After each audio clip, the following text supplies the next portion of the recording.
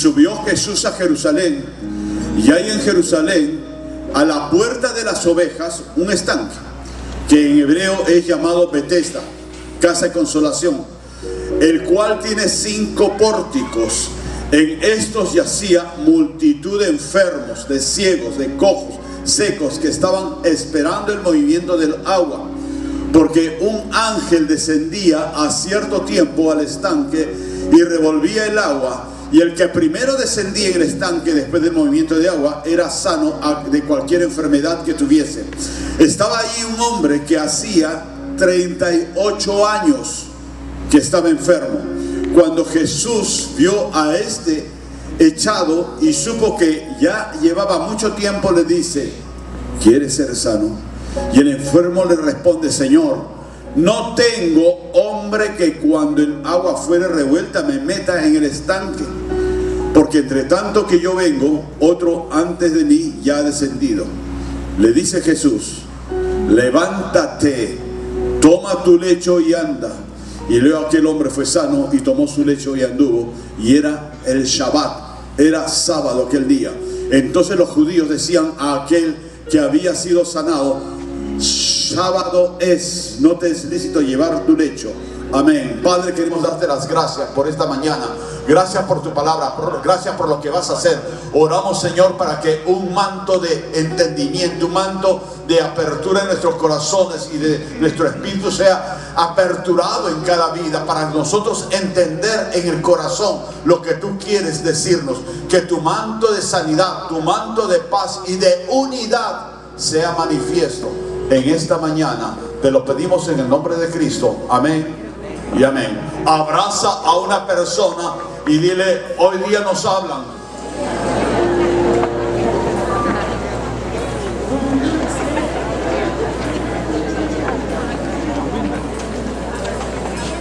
Tomen asiento, por favor.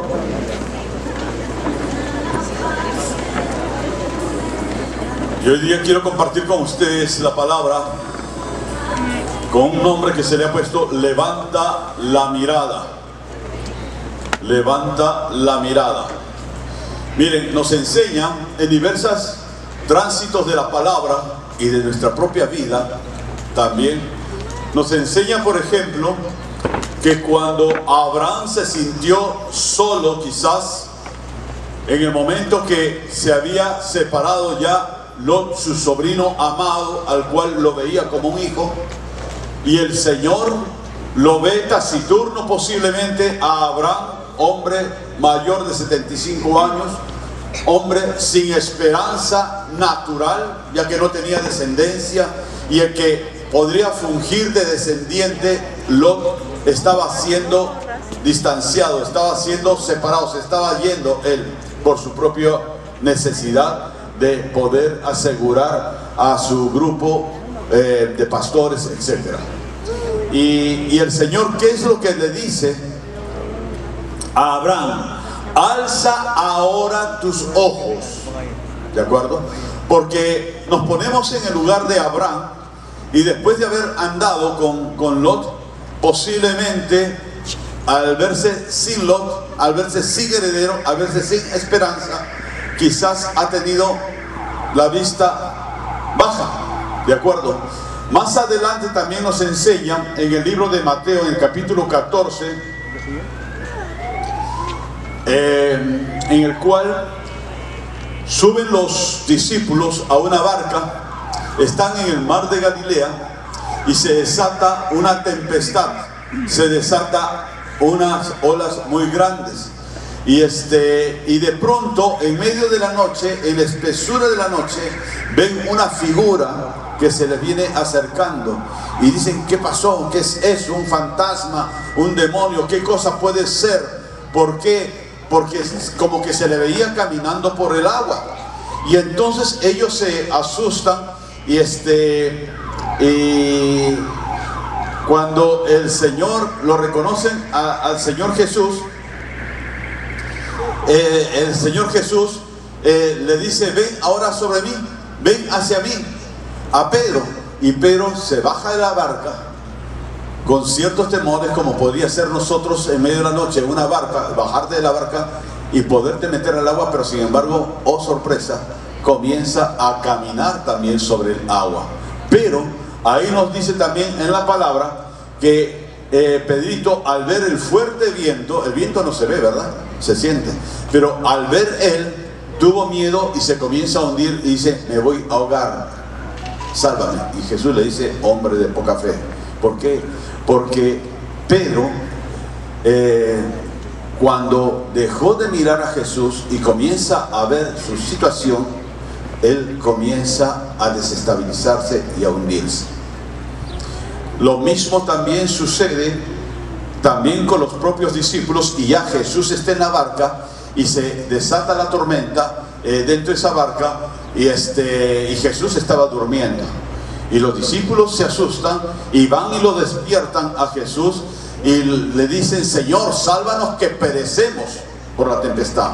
Muchas veces la tempestad, los problemas y las dificultades nos hacen fijarnos en la tempestad, como Pedro se fijó en los vientos, como quizás Abraham se fijó en su situación, que estaba solo, como quizás el propio profeta Elías, después de haber sido tan usado por Dios, muchos milagros que se dieron a través de lo que él declaraba, pero sin embargo, cuando ve que todos le dan la espalda, y por esa circunstancia se sintió él muy solo, y Elías se va debajo de un enebro, debajo de un árbol, y él quería morir. Nosotros podemos ver que así también cuando Goliat, el guerrero Goliat, desafía al ejército de Israel, el ejército de Israel lo miraron a Goliat, miraron un hombre fuerte y grande de 3 metros y con muchas experiencias, y quizás con algunos tajos en el cuerpo o en la cara, heridas de guerra y de combates que habría tenido en algún momento, y el pueblo de Israel se intimidó, tuvo miedo de Goliat y no salió.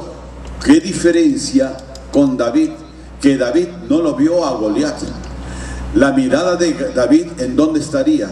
Alza tus ojos y mira, en los cielos. David miraba al Señor y no miró el problema, no miró la circunstancia que lo rodeaba. Nosotros podemos encontrarnos con N cantidad de ejemplos y situaciones que pueden haber sucedido, en las cuales la situación, los problemas, la enfermedad, la dificultad, las circunstancias que nos rodean. ¿Cuántos de nosotros muchas veces vemos la circunstancia que puede estar rodeando nuestra ciudad, nuestra nación, y escuchamos también los comentarios de la gente: esto está perdido, no sirve para nada, el gobierno del Perú está mal? Díganle a los hermanos de Venezuela eso. Los hermanos de Venezuela dirían: ¿quién como ustedes, que tienen, así sea, una mediocre presidente o una mediocre gobernador o una mediocre alcalde, según el criterio que nosotros o que la prensa está poniendo? Pero miren el caso de nosotros, ¿verdad? Pero sin embargo nosotros siempre estamos quejándonos y quejándonos de todo lo que tenemos. Lo poco y lo mucho que tenemos nos quejamos. Entonces nosotros, ¿por qué? Porque estamos con los ojos puestos en el problema. Nosotros estamos mirando las circunstancias, mirando las olas, mirando la tempestad, mirando la oscuridad, mirando la noche, y no nos ocupamos de levantar la mirada y comenzar a ver un diáfano panorama que el Señor te quiere mostrar.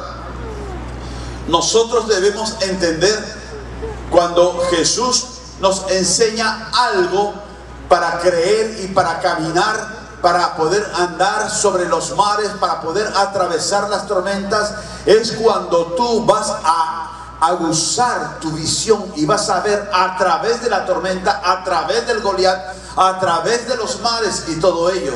Hay muchos ejemplos, N cantidad de ejemplos en la palabra del Señor, y algunos pueden decir: ah, pero es religión, eso es, ya, claro, la Biblia.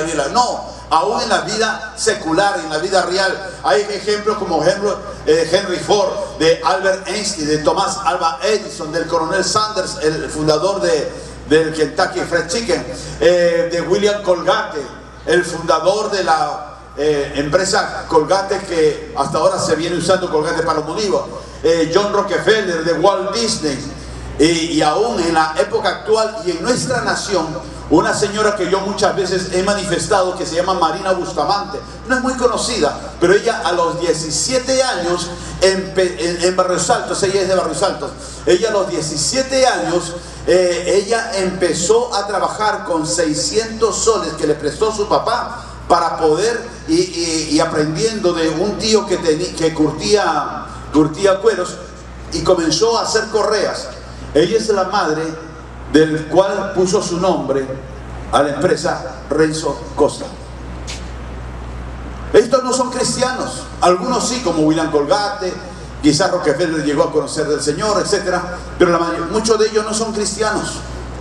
Pero sin embargo, ellos, no fue que en la primera le achuntaron, igual Disney hizo el Disney World, el Disneylandia y toda la empresa que tiene ahora Disney. No es que en la primera lo lograron, o ni siquiera en la segunda o en la tercera. Tuvieron problemas, tuvieron dificultades, pero sin embargo ellos comenzaron a ver más allá del problema. La visión que ellos tenían para las empresas que lograron fue más grande que los problemas y las dificultades que tuvieron. Nosotros muchas veces queremos que las cosas resulten a la primera, pero nosotros tenemos que continuar levantando la mirada para poder ver más allá del problema y la circunstancia. Algo que nosotros encontramos, que la palabra del Señor nos dice algo en el libro de 2 Corintios, en el capítulo 4, que en el versículo 8 dice: en todo somos atribulados. Muchos estamos atribulados, mas no angustiados, dice la Escritura. Dudamos, dice, de nuestra vida, mas no desesperamos. Y el versículo 9: padecemos persecución, mas no somos desamparados. Somos abatidos, pero no perecemos. El Señor nos quiere decir lo que también Eclesiastés lo puso. Eclesiastés 9 parece que mientras hay vida, hay esperanza. Y nosotros no podemos rendirnos, no podemos bajar nuestra bandera y rendir nuestra vida. Podemos estar pasando una situación difícil, y el Señor mismo dijo: en el mundo tendréis aflicción, pero miren que yo he vencido al mundo. Y nosotros tenemos que creer. El creyente le cree al Señor en las malas, porque en las buenas es fácil creer de todo lo que te dicen, pero creer en las malas es lo más difícil. Y nosotros tenemos que creer en el Señor y seguir adelante a pesar de las circunstancias. Nosotros podemos entender que Dios lo que quiere hacer es que tú levantes tu mirada y que no fijes tu mirada. Mire, Pedro, ¿por qué comienza a hundirse cuando comienza a caminar sobre las aguas? Comienza a hundirse porque él miró el mar y él comienza a razonar: esto es imposible, no puede ser. Yo les cuento algo que le contaba a mi hija ahora que me venía por acá. Estaba viendo una prédica de Dante Gebel, siempre muy peculiar en su manera de compartir y todas esas cosas, pero para hacer corto este asunto, él dice que más o menos en el año 2001, 2002 quedó tremendamente endeudado porque la situación en Argentina se puso muy crítica, y él justo tenía un evento programado, se había endeudado para poder hacer ese evento con el Coliseo, con toda la parfernalia que se usa y todas esas cosas, y nadie fue al evento. ¿Por qué? Por los problemas que habían de revolución dentro de Buenos Aires, y quedé endeudado. Y él decía: ¿y ahora cómo voy a pagar todo esto? Y él pidió que lo esperaran a todos los proveedores para poderlo pagar. Y le llega una invitación, dice él, de una iglesia de Colombia. Y esa iglesia de Colombia le decía: pastor, nosotros somos una iglesia pequeña, no tenemos muchas personas, pero necesitamos que usted venga y nos predique.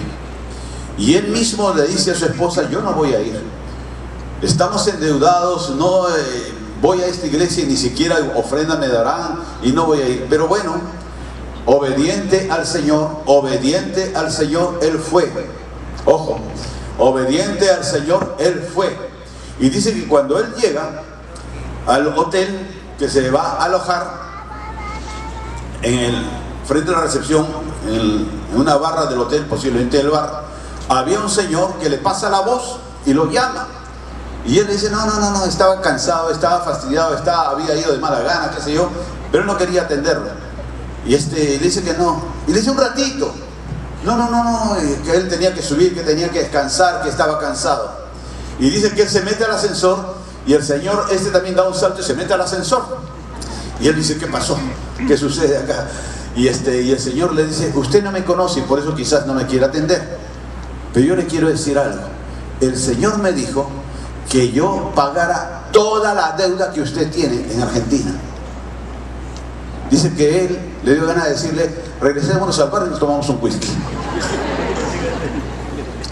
¿No? Pero, y dice pues que de una forma insospechada, inesperada, Dios proveyó. ¿Por qué? Por la obediencia. Por la obediencia. ¿De acuerdo? ¿Y cómo reaccionas tú cuando te pasan el momento de las ofrendas? ¿Eres obediente al Señor en darle al Señor lo que Él te dice? ¿O comienzas a ver?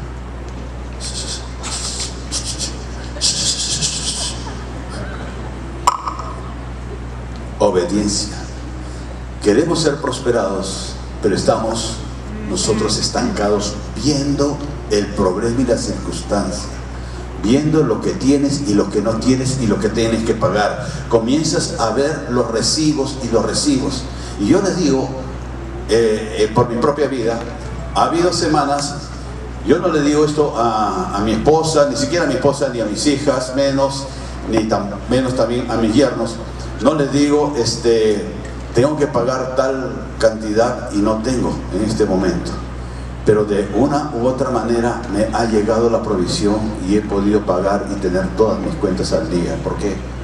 Obediencia. Cuando no me quiero poner yo de ejemplo, yo quiero poner de ejemplo a tantos hombres dentro de la cristiandad y fuera de ella.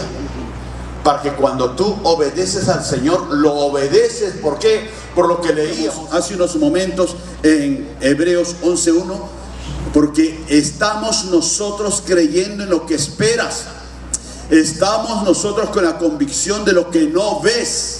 No ves el resultado todavía, no ves la salida, pero tú le estás creyendo a Dios que Él proveerá, que Él te dará. Y no solamente estamos hablando en la parte económica, sino que Él te va a proveer en tus necesidades según sus riquezas en gloria.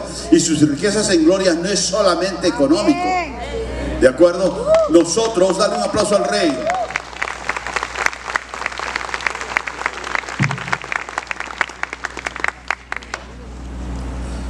Nosotros, yo les digo, hace unas semanas más o menos, he tratado de ubicar a una persona de la cual me enteré que me había hecho una ofrenda. No le he podido ubicar para agradecerle, pero fue una ofrenda en la cual era una cantidad que yo necesitaba en ese momento para suplir unos gastos que tenía. Yo traté de ubicarla por el Facebook bendito pero no lo he conseguido para poder agradecer personalmente. Pero fue algo que yo no la conozco a esta hermana, nunca hemos conversado, pero sin embargo tuvo en su corazón darme una ofrenda generosa que era justo lo que yo necesitaba. ¿Por qué? Porque cuando tú eres obediente y amas al Señor, el Señor nunca te va a desamparar. Puedes estar atribulado, pero no estás angustiado, no estás derribado. Puedes estar con la rodilla en el suelo, pero levanta tu mirada. No te quedes con la mirada puesta en el problema, no te quedes mirando el Goliat, no te quedes mirando las olas, no te quedes mirando un panorama oscuro de la noche. Comienza a mirar. Yo tuve la gran bendición hace unos años que nos invitaron y fuimos a un crucero con mi esposa. Y justo en la habitación que teníamos en el crucero, tenía un balconcito en el cual podías salir en cualquier momento y podías ver el mar. Y bueno, durante el día ves el mar por un lado y por otro lado más mar, y sigues viendo más mar. Pero en la noche es oscuro arriba, oscuro abajo, todo negro. Y ese mar se tiñe de negro, se ve negro en la oscuridad. Pero al día siguiente te levantabas o abrías la cortina y veías que estaba ya para llegar a un puerto nuevo, a una tierra nueva. ¿De acuerdo? Y entonces, con esto, ¿qué cosa quiero decir? Muchas veces puede ser que estés tú en alta mar y lo único que ves en la noche es negro, negro y más negro. Pero tú tienes que creer que ese barco está dirigido a un lugar. Y cuando se haga la luz, verás una nueva tierra en la cual te vas a gozar y te vas a distraer. ¿De acuerdo? Cuando tú le crees al Señor, hay momentos que vas a pasar mares negros, tormentas oscuras, gigantes que se te van a levantar, montañas que se te quieren atravesar y que te quieren impedir. Pero el Señor, ¿qué es lo que te dice? Levanta la mirada, como le dijo a Abraham. Que no tengas los ojos, que no tengas la mirada puesta en el problema y en la dificultad y en la circunstancia, sino que comiences a ver más allá de lo que estás enfrentando y lo que estás pasando. Pero mientras tanto estás en el problema, tienes que enfrentarlo, sí, tienes que trabajarlo, sí. Cuando nosotros encontramos en este libro de Juan, cuando el Señor Jesús, Él está yendo en un día de servicio, el Shabbat. En el Antiguo Testamento se celebraba el sábado, y está yendo al templo. Y dice que cerca a la puerta de las ovejas es donde la gente llevaba sus ovejas, becerros, para presentar un sacrificio ahí. Y ahí nomás había una laguna, esta laguna de Betesda. Y este lugar estaba plagado de enfermos. Pero ¿qué sucedía? Estos enfermos estaban con los ojos puestos ¿en qué? En la superstición. Que esa agua se movía. Quizás podía tener, hay lagos incluso que burbujea y que sale agua. Si tú te vas a Cajamarca nomás, en los baños del Inca, en esa parte de los baños del Inca, también ves que del subsuelo sale agua caliente, ¿verdad? Lo mismo en Tarapoto, también creo que hay una laguna así, y que incluso con agua salada hay en Tarapoto, en una parte de la laguna. Pero que son fenómenos naturales que salen del subsuelo. Pero la superstición del ser humano hasta nuestros días comienza a atribuirlo a diversas cosas, a diversos detalles. Y esa superstición de ese tiempo consideraban que el agua burbujea ahí porque el ángel invisible ha bajado, ha movido las aguas, y si tú te metes ahí vas a ser sano, te vas a sanar. Y entonces el ser humano y los enfermos de ese tiempo estaban con esa superstición o con esa creencia o con esa tradición en su cabeza. Y eso es lo que pensaban. Miren que estaba al lado del templo, y no se ponían ahí para tratar de entrar al templo o para orar en la puerta del templo al Señor, sino que estaban ahí en el lago de Betesda. Y este hombre tenía 38 años. 38 años, toda una vida que asistía no al templo, no buscaba al Señor, buscaba al ángel que moviera las aguas. Y a veces hay personas que están 38 años en un templo, pero no están buscando a Dios, están buscando el favor de Dios, pero ellos no hacen nada para poder tomar el favor de Dios. ¿Qué es lo que sucede? Que nos dice ahí, el Señor Jesús le dice algo como diciendo: quiero despertarte, porque tú estás adormecido con 38 años de costumbre y traición en tu cabeza. Quiero despertarte. ¿Quieres ser sano? Y entonces él se despierta y dice: pues, claro que quiero ser sano. 38 años que vengo acá por mi sanidad, pero no puedo caminar, no hay nadie que me cargue. Y cuando se mueven las aguas, alguien llega antes que yo. Él veía su problema, su mirada estaba en su tullidez, en su parálisis, que no podía caminar, en su impotencia de poder llegar antes a las aguas. Y él estaba con la mirada puesta ¿en qué? En su enfermedad, en su lecho deliciado, y esperando que alguien lo cargue. Jesús pudo haberle dicho: eres sano en este momento. Jesús pudo haberlo cargado y llevado a las aguas y decirle: en el nombre de mi Padre eres sano. Mas Jesús, ¿qué es lo que le dice? Levántate, toma tu lecho y anda. Que se levante. Y uno muchas veces se regocija, por decirlo así, entre comillas, en su desgracia y en su necesidad.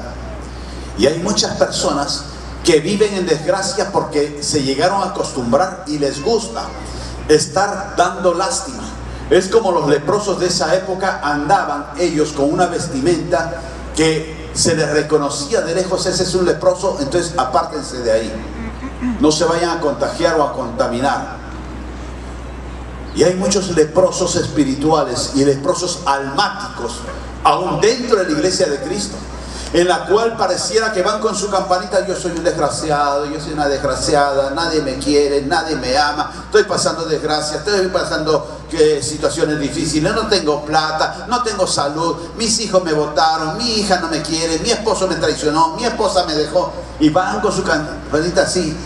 Y si el Señor agarra y por misericordia y amor pasa un manto y le quita todas esas desgracias, muchos van a estar recogiendo sus desgracias y sus andrajos para ponerlos encima, porque se acostumbraron a dar lástima, a buscar la misericordia humana más que la misericordia de Dios, a estar con una mano extendida. ¿Para qué? Para que le den, sin ellos dar nada, sin ellos ofrecer nada.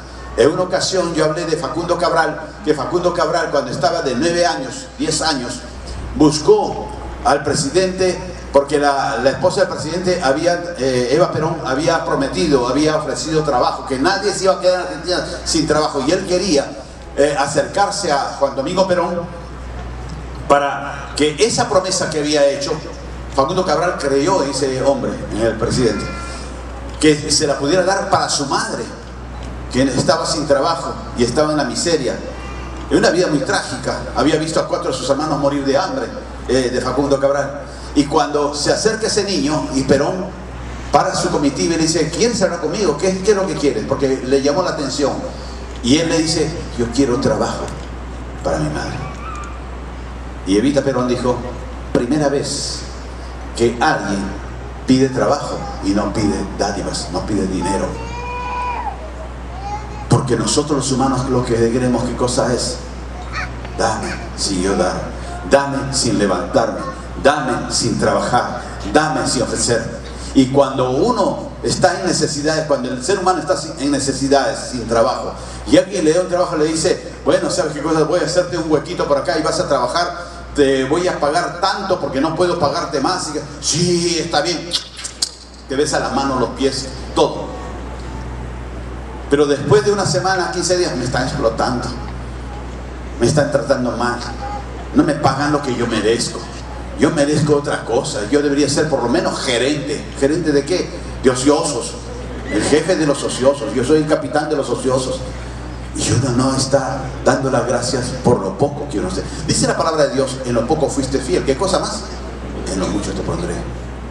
Uno quiere dar un salto con garrocha para tomar lo grande. Hay un comercial de Cafetal, creo que es, en la cual están en el gimnasio y hay un personal trainer ahí, y se le acerca a un muchacho y que le dice: bueno, que si se puede saltear esa parte de los ejercicios, las repeticiones, los alimentos, las vitaminas, para de una vez ya estar chapadazo, dice, ¿no? O sea, agarrado, y todo flacuchento el muchacho. Y el personal trainer dice que no. Es una broma, es algo gracioso, pero es la verdad. Muchos queremos dar chapadazos, entre comillas, de las bendiciones del Señor, pero no queremos pagar el precio previo. No queremos levantarnos. Queremos seguir mirando la desgracia, mirando la ruina propia y ajena, y poder estar quejándonos y lamentándonos, cuando nosotros en los domingos anteriores estábamos viendo sobre la presencia de Dios, que necesitamos que la presencia de Dios esté en nuestras vidas, en nuestra familia, en nuestro hogar, en nuestro trabajo. Que también veíamos nosotros que el Señor te dice: vivirán estos huesos, y que uno pueda declarar y profetizar que esos huesos secos se llenen de carne y comiencen a tomar vida. Entonces Dios ya nos ha dado todo, mis amados. Dios, cuando hizo el Edén, hizo un lugar, hizo las naciones, hizo el mundo entero para que pueda autoabastecerse, para que pueda cada uno satisfacer sus necesidades primarias y secundarias. Pero el hombre siempre quiere más y más, y todo lo que el mundo comienza a hacer, el que el hombre comienza a hacer, muchas veces lo destruye, lo hace un caos. Algo que me enseñaba Franco el día de ayer, creo que fue, en la cual en la India hay hay una desgracia y un hambre espantoso y atroz, y hay incluso una tribu por ahí muy añosa en la cual son hasta caníbales, porque es su cultura y es su forma de vida. Y incluso a las niñas como que las mutilan el clítoris cuando están pequeñas y les cosen la vagina para que dejando solamente un pequeño hoyo para que pueda evacuar la menstruación y todas esas cosas. Y yo decía, ¿y dónde están las Naciones Unidas? ¿Dónde está la UNICEF que vela por los niños? ¿Y dónde está la Organización Mundial de la Salud? Simplemente siguiendo los registros que la izquierda internacional les plantea y buscando politizar su organización para politizar también los gobiernos del mundo. ¿Por qué? Porque no se ha levantado un equipo de creyentes, de intercesores para clamar por las naciones del mundo. Porque nosotros encontramos que, por ejemplo, acá en nuestro país, en nuestro Perú, y ustedes mismos lo habrán escuchado, cuántos critican y juzgan a la presidenta Dina Boluarte, cuántos critican al gobernador, al alcalde. Todo político que llega a un puesto de autoridad es criticado. Todos, sin excepción, todos.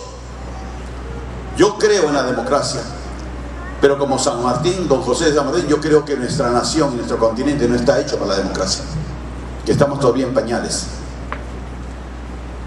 Nosotros tenemos que cambiar esto por la intercesión, por la oración y por levantar la mirada, para no prestarnos a seguir. Pero pastor, usted no ve las desgracias que está pasando este gobierno y que no lo otro. Todos los gobiernos, ningún gobierno es perfecto, o tú lo eres. Ningún gobierno. Y lo que se necesita es orar por los gobernantes, porque eso es lo que dice la palabra. Oren por sus autoridades, para que el Señor les dé la luz a esas personas. El gobierno, por ejemplo, de Colombia está peor que el nuestro, con ese hombre que está sentado en la Casa de Mariños. Está peor con una asesora que es bruja, con una alcaldesa que es lesbiana. Ese gobierno está peor. Incluso hace poco salió que Petro estaba, creo, en Estados Unidos, en Europa, no sé, y lo sacan que estaba de la mano con un transgénero. Hay gobiernos que están peor que el nuestro, y no es el hecho que nosotros van a decir mal de mucho consuelo de tontos, no, pero no puedes tú estar maldiciendo tu nación. Tienes que bendecir tu nación, bendecir las fuerzas armadas, las fuerzas policiales, orar para que todo esto cambie, que esto se enderece. Pero tú tienes que estar mirando lo que está detrás de la dificultad, detrás del problema, y poder estar levantando la mirada para poder bendecir el país. ¿Ves desgracia? Sí, pero comienza a declarar.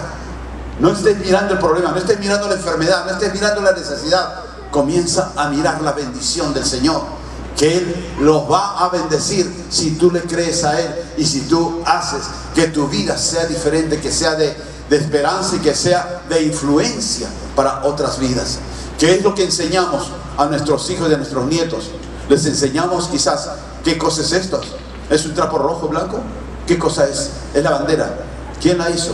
Dicen que esta bandera, esta, que fue la tercera o la cuarta, ¿no? La cuarta. ¿La diseñó quién? Simón Bolívar. La primera fue por don general José de San Martín. Y nosotros poder tomar ese ejemplo de esa gente, de San Martín, de Bolívar, que pudo tener muchos defectos, pero ellos ¿cómo murieron? José de San Martín murió en Francia, ni siquiera en su tierra. Había perdido todas sus finanzas, sus ganancias, y él muere en Francia, José de San Martín. Y Bolívar ni siquiera pudo morir en su tierra. Murió en la casa de un amigo español en Cartagena, creo. Ni siquiera pudo morir en su tierra. Perdió todas sus finanzas, lo entregó todo, porque ellos estuvieron mirando más allá de la colonia española. Ellos estuvieron mirando más allá, porque tú y yo tengamos un continente libre, una nación libre. Jesús en la cruz no miró la traición de Pedro, la traición de Judas, no miró la soledad en esa cruz frente a todos los que un día o días antes, lo alababan y lo bendecían. Cuando Jesús entra en la última semana de vida a Jerusalén, le pusieron palmas. Domingo de Ramos le llaman los católicos. Le pusieron palmas, pusieron sus mantos. Alabado sea, Hijo de David. Y a los pocos días nadie lo quería reconocer. Todos los que recibieron milagros no lo reconocieron. Cuando sanó a 10 leprosos, uno regresó y era samaritano, ni siquiera era de Israel. Pero sin embargo, él no vio esa traición, él vio más allá. ¿Qué es lo que veía Jesús? A ti, en un día como hoy, y con sacrificios o sin ellos, o sin ofrenda, diezmador o no diezmador, te veía a ti, que te extendía Eclesiastés 9:4, que mientras hay vida hay esperanza. Te extendía un cheque de esperanza, un cheque de vida, para que tú lo cobres y que digas gracias por esta bendición de esperanza y de vida. Gracias porque hoy día no me faltó el pan a mi mesa. Gracias porque mañana tengo un nuevo día para poder ver un nuevo puerto cual abordar y tomar. Gracias porque el Goliat es un enano a tu lado, Señor. Gracias porque la tormenta amainará, porque tú soplarás vientos nuevos, y si tú me dices que camine sobre las aguas en desgracia, yo caminaré sobre esas aguas y no las miraré, porque tendré mi mirada puesta en ti, Señor. Dios quiere que tú levantes la mirada y que lo busques a Él, que en los momentos difíciles lo busques más a Él y clames por su presencia, y que puedas decir, como dijo Moisés: si tú no vas conmigo, no me saques de este lugar. Que puedas ver los milagros que sucedió a Dante Gebel, que sucedió a Juan, a Pedro, a Rosita. Que puedas ver que esos milagros también están abiertos, ese libro de los milagros, para que sean escritos con el milagro que viene para ti. Que tú veas que tus nuevas generaciones serán mayores que la tuya en poder buscar del Señor y ser instrumento de Dios para decirle a los aires: aires se abren y la gloria del Señor viene sobre esta ciudad, sobre esta vida, sobre mi casa. Dale un aplauso al Rey, ponte de pie. Gracias te damos, Santo Espíritu de Dios, por esta mañana. Gracias, Santo Padre nuestro, porque tú nos enseñas a mirar siempre a tu rostro, a mirar arriba, a no estar con los ojos metidos en el problema, metidos en las circunstancias, metidos en la soledad, para poder creer, Señor, que nuevos aires vienen para mi vida, para mi ciudad, para mi nación, para el continente latinoamericano, para Venezuela, Señor. Oramos, Santo Padre nuestro, para que tú seas glorificado. Bendecimos Colombia en este aniversario patrio que ha sido el día de ayer. Oramos, Santo Espíritu de Dios, para que tú te muevas con poder, Señor, en las naciones de la tierra, y cuanto más en Latinoamérica. Gracias te damos, Señor, porque el sueño que tuvo un hombre de tener un continente americano totalmente libre, Señor, como fue Simón Bolívar, tú lo escribes, Señor, en nuestros corazones, para poder tener un continente americano que clame tu presencia. Cancelamos todo mover de las tinieblas que se está dando en Venezuela, en Colombia, en Nicaragua, Señor, y declaramos, Padre nuestro, que tú eres el Rey de Reyes y Señor de Señores. Comenzamos a ver, Señor, que los cielos se abren en la ciudad, los cielos se abren en las naciones. Gracias te damos, Espíritu Santo. Te bendecimos y adoramos, Señor.